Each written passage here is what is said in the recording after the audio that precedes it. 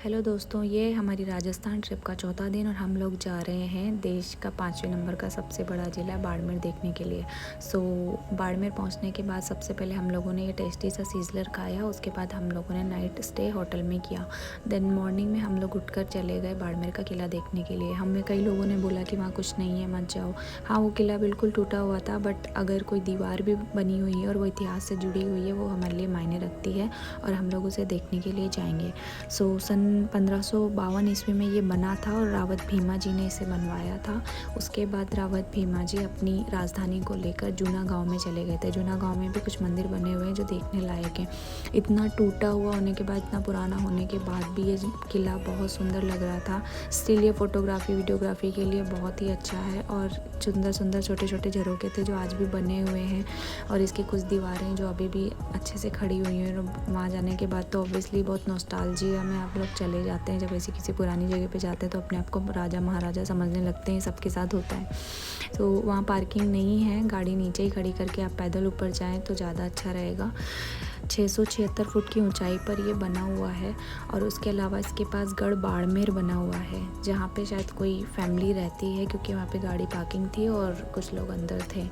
और ये देखने के बाद हम लोग इन्हें बहुत सारे फ़ोटो सेशंस किए। हमारी तबीयत बहुत ख़राब थी। हम लोग बाड़मेर में और भी जगह पे घूमना चाहते थे, लेकिन हमारी तबीयत दोनों की सुबह ख़राब हो गई थी। मेरा बीपी लो हो गया था। सो हम लोग बड़ी मुश्किल से किला घूम पाए हिम्मत करके, क्योंकि वो जैसे तैसे कवर करना ही था। नागनीचा माता का मंदिर जाना था, वो भी रह गया।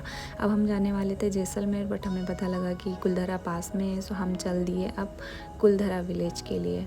कुलधरा विलेज के बारे में तो आप सब ने सुना ही होगा। उसके बारे में कहा जाता है कि वो एक भूता गांव है और रातों रात सब लोग वहाँ से खाली करके चले गए थे। ये हमने न्यूज़ में भी देखा है और आजकल जैसे रील्स का ज़माना है तो रील में भी बहुत चल रहा है। अब ये सब तो वहाँ जाके पता ही चलेगा। पूरा रास्ता वैसे बहुत सुंदर और शांत था और ऐसे ही बहुत प्यारी प्यारी भेड़ें रास्ते में आ रही थी, बट कोई इंसान नज़र नहीं आ रहा था। और इस रास्ते पे दूर दूर तक ना तो कोई दुकान थी, ना कहीं पानी था, सिर्फ कुछ भूखे प्यासे जानवर थे। कोई रेस्टोरेंट नहीं था। अगर आप इस रास्ते पे जाते हैं तो अपने साथ खाना पानी सारी सुविधाएं लेके जाएं और अपनी गाड़ी भी अच्छे से चेक करके लेके जाएं कि उसमें कोई प्रॉब्लम ना हो, क्योंकि यहाँ दूर दूर तक कुछ भी नहीं है। पवन चक्कियाँ थी बहुत सारी, बहुत सुंदर लग रहा था ये नज़ारा। शाम का टाइम था और जहाँ भी देखो छोटे छोटे सुनहरे पत्थर दिख रहे थे। अगर वहाँ आसपास कोई ढाणी या गाँव भी आ रहे थे तो वो भी गोल्डन पत्थर से बने हुए थे, जो कि बहुत ही प्यारे लग रहे थे। अगर आप भीड़ भाड़ से दूर किसी लॉन्ग ड्राइव पे जाना चाहते हैं, जहाँ आप चाहते हैं कि सड़क पे आपके अलावा कोई ना हो, तो आप इस रास्ते पे ज़रूर जाएं या राजस्थान के किसी भी रूरल एरियाज़ में ज़रूर जाएं। वहाँ पे आपको ऐसे रास्ते बहुत सारे मिलेंगे जो बहुत सुंदर और शांत होंगे। इस जगह पे जाके हमें ऐसा लग रहा था कि हमारे अलावा दुनिया में कोई है ही नहीं, क्योंकि हम लोगों को कुलधरा विलेज तक कोई भी नहीं मिला रास्ते में।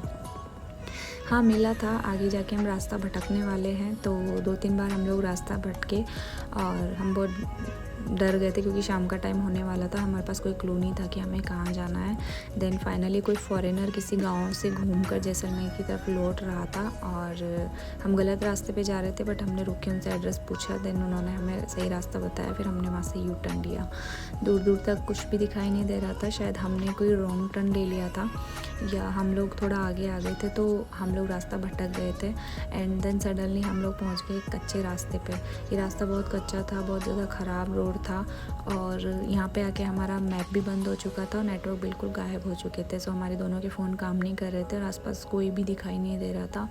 और जैसे जैसे हम आगे की तरफ बढ़ते जा रहे थे, रास्ता और ज़्यादा ख़राब होता जा रहा था और मुझे बस इसी बात का डर था कि यहाँ गाड़ी ख़राब ना हो या टायर्स पंचर ना हो, क्योंकि यहाँ पे कोई सुविधा नहीं थी किसी चीज़ की और फ़ोन में नेटवर्क भी काम नहीं कर रहा था जो हम किसी से हेल्प मांग सकें। फाइनली फिर एक ढाणी आई। वहाँ पे बहुत प्यारी प्यारी बच्चियाँ हमारे पास भाग के आई। इनको हमने कुछ चॉकलेट्स दी खाने के लिए। इनसे हमने पूछा कुलधरा विलेज के बारे में, तो इन्होंने एड्रेस बताया कि ये थोड़ा ही आगे है। उनकी लैंग्वेज हमें कुछ ठीक से समझ नहीं आ रही थी, बट फिर भी हमें समझ आ रहा था कि वो कहाँ जाने के लिए बोल रही हैं। बट स्टिल हमें डाउट था, थोड़ा कन्फ्यूज़न था कि बच्चियाँ हैं, क्या पता मजाक कर रही हों या कुछ भी हो सकता है, क्योंकि बहुत सुनसान जगह थी। फिर हमने उस गाँव में जाके कुछ और लोगों से एड्रेस पूछा तो उन लोगों ने हमें चाय भी ऑफ़र की, बट हमने मना कर दिया। देन हम लोग वहाँ से उनके बताए हुए रास्ते पे निकल गए। देन फाइनली 5 किलोमीटर का गंदा रास्ता तय करने के बाद हम लोग कुलधरा विलेज की तरफ आ गए। पहले मुझे लगा था कि यहाँ सिर्फ गांव होगा, लेकिन ऐसा नहीं है। पुरातात्विक विभाग वालों ने यहाँ पे बहुत प्यारा सुंदर सा गेट बनाया हुआ है, इसको बहुत अच्छे से मेंटेन किया हुआ है। और यहाँ टिकट विंडो भी है, 70 रुपीज़ यहाँ पे टिकट है। 7 बजे के बाद यहाँ जाना अलाउ नहीं है, 7 बजे से पहले आप लोग यहाँ घूम सकते हैं। काफ़ी सुंदर लग रहा था गांव। उस ज़माने में भी लोग इतना मैनेजमेंट के साथ घर बनाते थे, हर घर के बीच में स्पेस था, बहुत प्यारी सीधी सड़कें थी और बहुत सलीके से मकान बना हुआ था। ऐसा लगा था कि किसी ने मैप बना के मकान बनाया है। ये वहाँ के मुखिया का घर था, जिसे वहाँ के पालीवाल समाज वालों ने मेंटेन करके रखा हुआ है। लेकिन लोग देखो वहाँ पर भी अपना नाम और हार्ट बना के आ जाते हैं। किले और दीवारें भी नहीं छोड़ते, इसे भी नहीं छोड़ा। देन हम लोग वहाँ की छत पे गए और वहाँ से पूरे गांव का नज़ारा देखा, बहुत ही सुंदर था। ये पालीवाल ब्राह्मणों ने बसाया था सन 1300 में। सरस्वती नदी के पास ही हुआ करता था, बट 19वीं सेंचुरी से 200 सालों से ये खाली पड़ा हुआ है। कहते हैं कि जैसलमेर के जो मंत्री थे सलीम सिंह जी, उनसे कोई अनबन हुई थी। उसके बाद यहाँ पे भूकंप और सूखा पड़ा, उसकी वजह से ये लोग यहाँ पे गांव छोड़कर भाग गए। और ऐसा कुछ भी नहीं कि यहाँ पे कोई भूत है। ये साइन स्टोन यहाँ पे लगा हुआ है, जिसमें पूरे गांव का मैप बना हुआ है, जिसमें पूरी कहानी लिखी हुई है। और वहाँ पे कोई भूत नहीं है। ये बहुत प्यारा और सुंदर सा गांव है, आप ज़रूर देखने के लिए जाएं। वहाँ अब कैंटीन भी है, वॉशरूम्स भी अवेलेबल हैं। सीज़न में तो वो सब खुल भी जाएगा, सब ज़रूर जाएं। कुलधरा विलेज विज़िट करने के बाद और अपनी गलतफहमियां दूर करने के बाद हम लोग चल दिए स्वर्ण नगरी की तरफ, जो कि है जैसलमेर। एक रास्ता सम की तरफ जाता था, दूसरा जैसलमेर।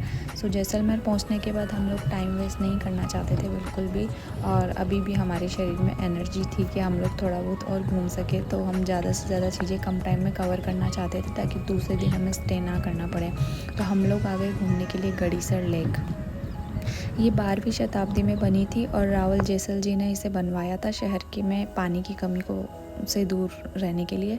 इसका नाम पहले जैसलमेर झील हुआ करता था, बट 14वीं सेंचुरी के बाद इसका नाम महारावल गढ़सी सिंह जी के नाम पे रख दिया गया। जो झील का दरवाज़ा है वो उन्होंने बनवाया था, इसलिए इसे अब गड़ीसर झील के नाम से जाना जाता है। यहाँ पे पुराना शिव मंदिर भी है, उसके अलावा तिलों की पोल भी बनी हुई है। बहुत सारी अलग अलग तरह की बर्ड्स होती हैं। कहते हैं यहाँ पे नवंबर, दिसंबर, जनवरी, फरवरी और मार्च में कहीं से बर्ड्स आती हैं, बहुत सुंदर सुंदर। यहाँ 8 बजे से पहले तक बोटिंग कर सकते हैं, उसके बाद बोटिंग अलाउ नहीं है। बहुत सुंदर लेक है, चारों तरफ से मंदिर की घंटियों की आवाज़ आ रही थी, सिर्फ गोल्डन कलर दिखाई दे रहा था। वहाँ पे काफ़ी आर्टिस्ट भी बैठे हुए थे जो बहुत अच्छा गाना गा रहे थे। और हमारी पूरी थकान बोटिंग करने के बाद उतर गई थी। वहाँ पे एक आर्मी कैंप भी है, सो वहाँ पे सोच समझ कर कुछ हरकतें करें और फ़ोटोज़ लें, उनकी शक के दायरे में ना आए आप।